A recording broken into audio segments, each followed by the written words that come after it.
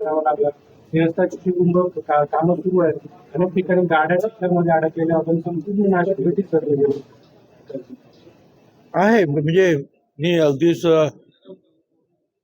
असं सांगणार नाही की सगळं काही व्यवस्थित आहे, कारण मी आता मुंबईवरून आलो आणि सातपूरवरून तिकडे एका लग्नाला गेलो होतो. फार पुढे गेलो होतो, गोवर्धनला. आणि मी ते पाहिलं गाड्यांची की आहे ठिकठिकाणी ट्रॅफिक जॅम, रस्त्यांची कामं चाललेली आहेत. रस्त्यांची कामं करायला विरोध नाही, पण कॉन्ट्रॅक्टरला ही एक अट असते की एका भागाचा रस्ता ज्या वेळेला तू कामाला घेतलास त्यावेळेला दुसरा भाग जो आहे तो भाग रस्त्याचा अतिशय चांगल्या प्रकारे गाड्या जाऊ शकतील, रायडेबल ज्याला आपण म्हणतो तो असला पाहिजे. ती त्याची जबाबदारी आहे. तिथे खड्डे असता कामा नये. तर मग त्या अर्ध्या रस्त्यातून सुद्धा गाड्या झटपट जाऊ येऊ शकतात, दळणवळण होऊ शकतं. पण मला असं वाटतं त्या गोष्टीकडे पूर्णपणे दुर्लक्ष झालेलं आहे. तुम्ही सुधारणा करतात, तुम्ही कामं करतात, त्याबद्दल माझं काही म्हणणं नाही. पण ते काम करत असताना बाकीचा अर्धा रस्ता जो दळणवळणासाठी आहे तो बिन खड्ड्या विरहित ठेवणं आणि तिथे ट्रॅफिक जी आहे ती सुरळीत कशी होईल हे पाहायला पाहिजे. मी अनेक दिवसापासून हेही सांगत आलो आहे की थोडासा पोलीस फोर्स आणि त्याच्यापेक्षा जे आहे वॉर्डन्स वगैरे जे आहेत महानगरपालिकेने दिले पाहिजेत. आता महानगरपालिका यांना सुद्धा सांगू शकते, ज्यांचं काम सुरू आहे, रस्त्याचं असेल दुसरं कसलं असेल, त्यांना सुद्धा सांगू शकतो की तुम्ही तुमची माणसं इथे ठेवा आणि कुठल्याही परिस्थितीमध्ये ही ट्रॅफिक जाम होणार नाही याची काळजी घ्या. हे त्या कॉन्ट्रॅक्टरला सुद्धा सांगू शकतात. कॉन्ट्रॅक्टर सुद्धा त्यांची माणसं ठेवू शकतात. पण हे सगळं करून घेतलं पाहिजे आपण. यालाच लागून एक प्रश्न आहे, प्रशासनामुळे राष्ट्रवादी आता इंडियाचा गटात होणार का? शरद पवारांची राष्ट्रवादी अशी चर्चा आहे. आपल्यापर्यंत काय माहिती आहे? मला अजिबात वाटत नाही की पवार साहेब हे एनडीएमध्ये येतील. मला किंचित सुद्धा मला वाटत नाही की ते असं होऊ शकेल. एकच आहे की ते या मिटिंगसाठी आले होते, सीमा भागातील लढा जो सुरू आहे त्या संदर्भात. तर जवळचं ऑफिस कुठे बसायला की जिथे कार्यकर्ते किंवा आमदार भेटू शकतील म्हणून ते तिथे बसायला गेल्या, एवढंच त्याचा अर्थ आहे. आणि पवार साहेब हे 2-3 वेळा मुख्यमंत्री होते राज्याचे, देशाचे नेते आहेत, देशात मंत्री होते. त्यामुळे प्रत्येक ऑफिस हे त्यांच्यासाठी निश्चितपणे जे काय म्हणतात लाल कार्पेट अंतरायला तयारच असतं की या बसा बोला स्वागत करण्यासाठी. त्यात चुकीचं काय आहे? त्याचा अर्थ ते तिकडे जाणार इकडे जाणार असं अजिबात होत नाही. परवा संजय राऊतांनी आज असं म्हटलंय शरद पवार असतील हे ते श्रेय घेण्यात आघाडीवरती, मात्र महायुतीच्या नेत्यांकडून त्या संदर्भातलं काही श्रेय घेण्यात येतं. विरोधी पक्षाचं हे कामच आहे, जे आहे त्यापेक्षा अधिक मागणं लढणं हे त्यांचं काम आहे.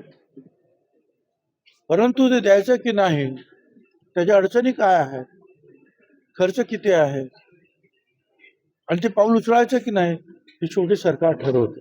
आणि ते मुख्यमंत्री फडणवीस आणि उपमुख्यमंत्री यांनी ठरवलं आणि शेतकऱ्यांना जास्तीत जास्त मदत यावेळेला कधी नाही त्यापेक्षाही जास्त मदत देऊ केलेली आहे. आणि मला असं वाटतं की हे खरोखरच एक चांगलं पाऊल अनेक वर्षाने या सरकारनं उचललेलं आहे. सुहास कांदेंनी समीर भुजबळांवर आरोप विधिमंडळात केला आहे. पाऱ्यांवर बसून त्यांनी हे आंदोलन केलं होतं. तसं काही ज्या प्रकरणाशी ते बोलतात ते संपूर्ण प्रकरण जे आहे 3 हायकोर्टामध्ये आहे, न्यायप्रविष्ट आहे.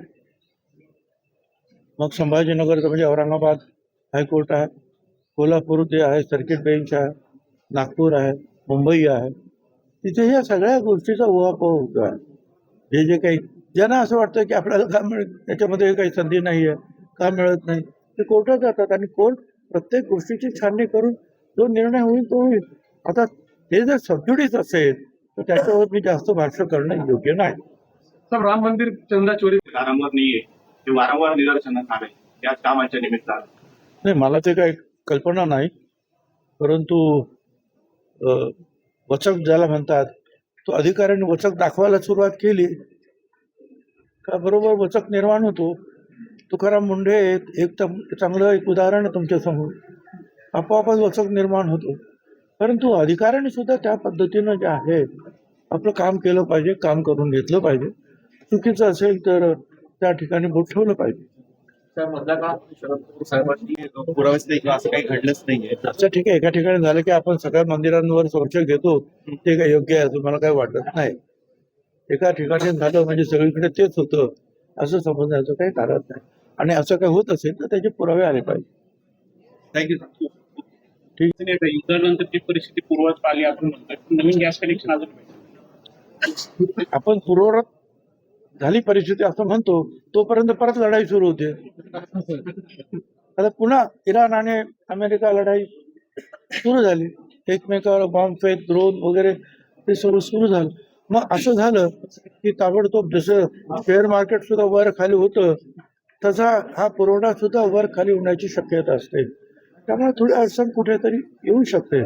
परंतु आम्ही सांगितलेलं आहे की जिथे गॅसची पाईपलाईन गेलेली आहे त्या ठिकाणच्या लोकांनी ताबडतोब अर्ज केले पाहिजे किंवा आम्हाला तुमचं कनेक्शन गॅसचं द्या. आणि जिथे पाईपलाईन गेलेली नाही त्या ठिकाणी आपण LPG सिलेंडर्स आहोत ते देणारच. परवा एकनाथ खडसेंनी विनोद तावडेंची भेटी पदाधिकाऱ्यांना काय सूचना असतील? एक नवीन टीम आता तयार झालेली आहे. सगळ्यात सुरुवातीला म्हणजे मी मुंबईपासून तर इथपर्यंत आम्ही सगळ्यांना हेच सांगितलं की ते SIRची जी कामं आहेत, BLO, BLA वगैरे म्हणजे मतदार याद्या दुरुस्त करण्याचं काम आहे, त्याच्यावर सगळ्यांनी लक्ष दिलं पाहिजे. कारण कुठलीही जी निवडणूक जी आहे त्याचा बेस आहे मतदार यादी.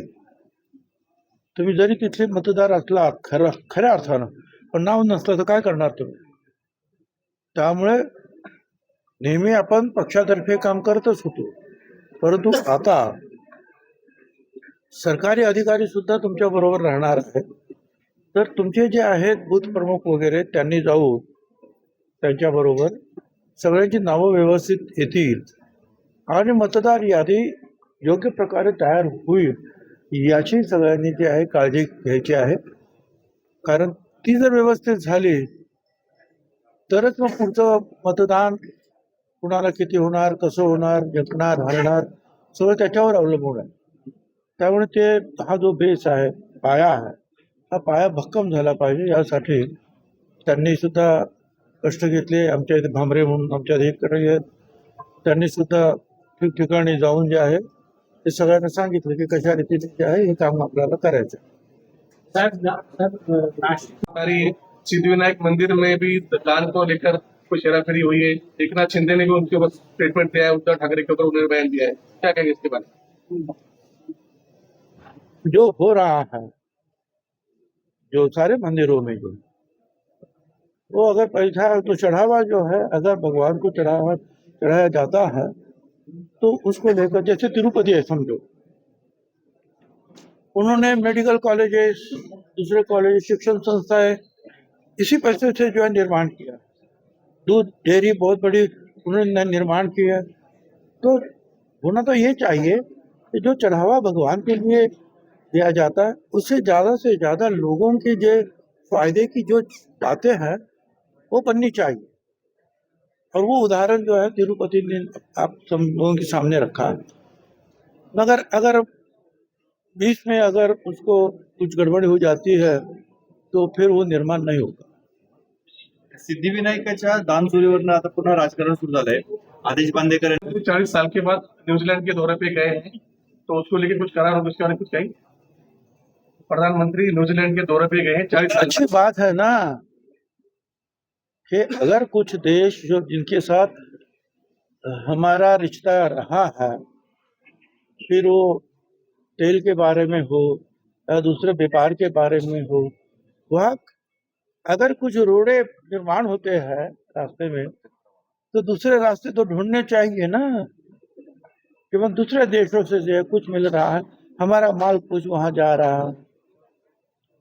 तो ये जो है अच्छी बात है कि ज़्यादा से ज़्यादा देशों से मिलना और उनके साथ जो है सारी चीज़ों का जो आदान प्रदान करना, व्यापार जो है उसका आदान प्रदान, उनकी चीज़ें यहाँ आएगी, हमारी चीज़ें वहाँ जाएगी. तभी जो है ना ये बिल्कुल जो है लोगों को काम धंधा जो है मिलेगा. नहीं तो फिर रास्ते अगर बंद हो गए तो फिर सभी बंद है फिर।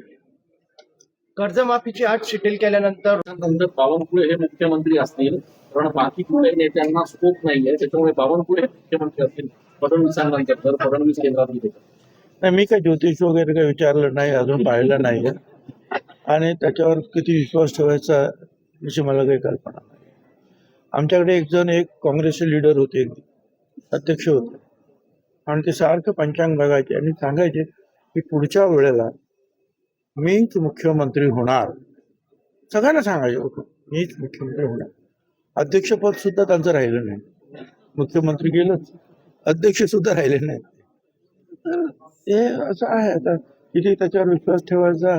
आता त्यांनी जे आहे ते पंचांग म्हणून पाहिलं की परिस्थितीचं जो आहे काय कानोसा त्याने घेतला, परंतु भाजप पक्ष जो आहे हा राष्ट्रव्यापी पक्ष आहे आणि त्यांचे लोक तिथे बसलेले आहेत. हजारो लोक, लाखो लोक काम करत असतात सर्व राज्यातून आणि तिथून ते निर्णय घेत असतात की योग्य आणि अयोग्य काय. तर त्याची काळजी आपल्याला करण्याचं काय कारण आहे.